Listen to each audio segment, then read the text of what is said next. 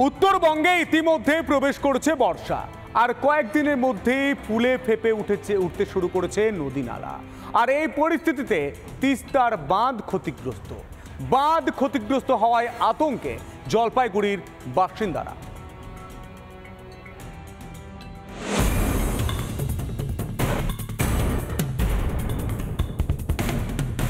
জলপাইগুড়ি শহরের ওপর দিয়ে বয়ে গিয়েছে তিস্তা। তিস্তার গ্রাস থেকে শহরকে বাঁচাতে যে বাঁধ দেওয়া হয়েছে, এবার সেই বাঁধই ক্ষতির মুখে।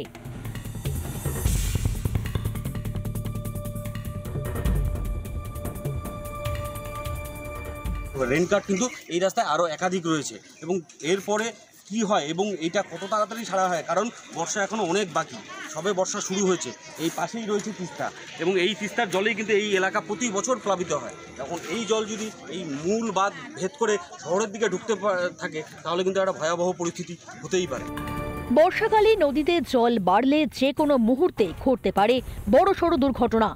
আতঙ্কে ঘুম উড়েছে স্থানীয়দের। অবস্থা যে আর দুদিন যদি বৃষ্টি হয় তাতে খুব খারাপ বাজে অবস্থা হয়ে যাবে এবং টোটালটা ভেঙে যেতে পারে এবং গাড়ি চলাচলেরও একটা অসুবিধা হবে। যেমন যে বৃষ্টি হচ্ছে, বৃষ্টিতে মাটিতে ধসে যাচ্ছে নিচের দিকে, আস্তে আস্তে রেনকাটটা বাড়তে থাকে, মানে শুরু করছে। গাড়ি গেলে অ্যাক্সিডেন্ট হয়ে যেতে পারে, এটা কোনো তারপরে আমি তো ঢাঙ্কাটা লাগিয়ে দিয়েছি যাতে অ্যাক্সিডেন্ট না হয়। আচ্ছা, লোক একটু সতর্ক যেন হয় যে ওটা আর দুদিন বৃষ্টি হলে রাস্তার অর্ধেকটা চলে যাবে, অংশ চলে যাবে। সমস্যার কথা মেনে নিয়েছেন জলপাইগুড়ি ৩ নম্বর ওয়ার্ডের কাউন্সিলরও। বিষয়টি সেচ দফতর ও জেলা প্রশাসনকে জানিয়েছেন বলেও জানান কাউন্সিলর। আমরা কিন্তু জলপাইগুড়ি পৌরসভার ডিজাস্টার ম্যানেজমেন্ট ইউনিট থেকে ইতিমধ্যেই আমরা সেচ দপ্তরকে জানিয়েছি এবং ওনারাও কিন্তু এই ব্যাপারে 1 সপ্তাহের মধ্যে পদক্ষেপ গ্রহণ করবেন অতি দ্রুততার সঙ্গে, এটা কিন্তু ওনারা জানিয়েছেন। গত বছর তিস্তার ভয়াল রূপ এখনো ভুলতে পারেননি উত্তরবঙ্গের মানুষ। বর্ষার মরশুমে ক্ষতিগ্রস্ত বাঁধ না সারানো হলে ঘটতে পারে বড়সড় দুর্ঘটনা, ভেসে যেতে পারে জলপাইগুড়ি শহর।